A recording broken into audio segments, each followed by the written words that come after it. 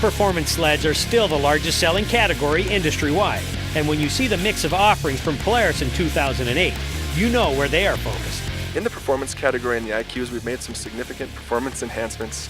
We've incorporated the raw hybrid chassis that has the cooling running through the cooling extrusions. We've removed the radiator up front for more balanced and a lighter wet weight, and frankly a more aggressive ride with increased cooling.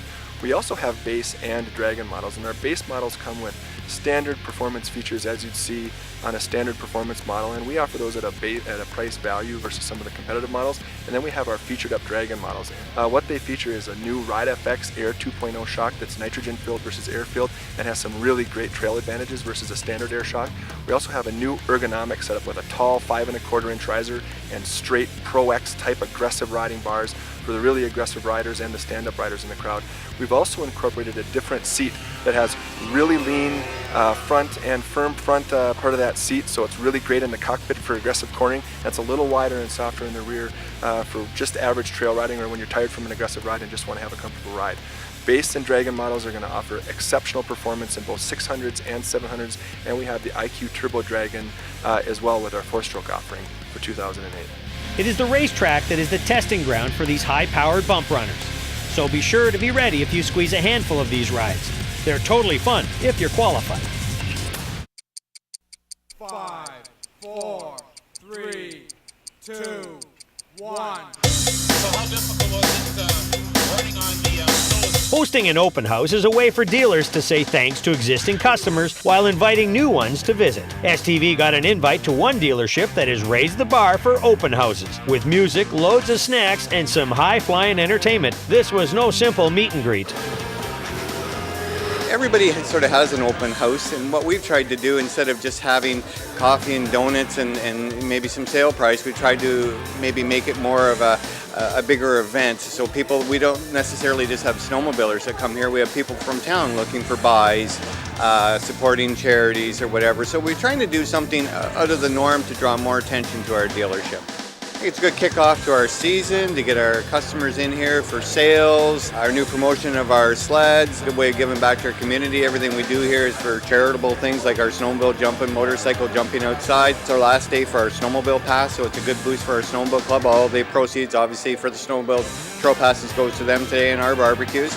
But it's just a good way of kicking the season off so everybody realizes, hey, we're in the midst of the snowmobile season. What Dwayne has done with his open house here today is interacting with the public. Kids are out there driving in 120s, getting a chance to taste and feel the product, and it's truly an open house where there's an outdoor program and indoor program interacting with the snowcross industry is what I represent, the trail industry, and just to the general consumer to come in and see everything that's going on. The atmosphere is great, a lot of enthusiasm. It's got to be, what, -10 here today, so I mean, we're enduring the cold. There's some hot chocolates and coffee, but the atmosphere is excellent. Because we're in Midland, we're not in Toronto, we're not in Barrie, in order to get some of the people from the city, we need to put on something extra special. We don't want to just have sales and coffee. We need something big. It gets new customers into the store, they get to meet all the staff, get to meet Dwayne and myself, and get them to look around the store and see what we have to offer. It's been a wonderful day. We have people coming in, everybody's enthusiastic. Just here promoting what our Allison Vintage Sled Show will be doing in the summertime. Jack and Jill's Dwayne helped us out in the summertime, helped promote our show, so return the favor, come up and help him put on his show up here. It's a great day. With some golden oldies and rock and rollers and all the trimmings, you may just want to think about a visit to your dealer the next time you hear he's running an open house. It could be a great bash.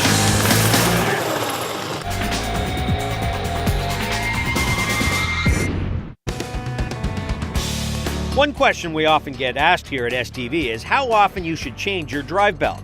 Checking in with the experts, the answer really depends on what type of riding you do and how many miles you rack up.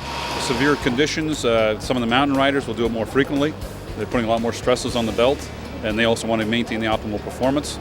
It depends. It really depends on conditions, but I recommend once a year. I mean, it's really a small portion of what you're paying out to enjoy the activity to begin with. The belt is a small portion, but it can make the sledding experience not such a good one if it breaks down in the middle of the ride. If you change your belt on a regular basis, then you know you will always have a spare that will be good to use when needed.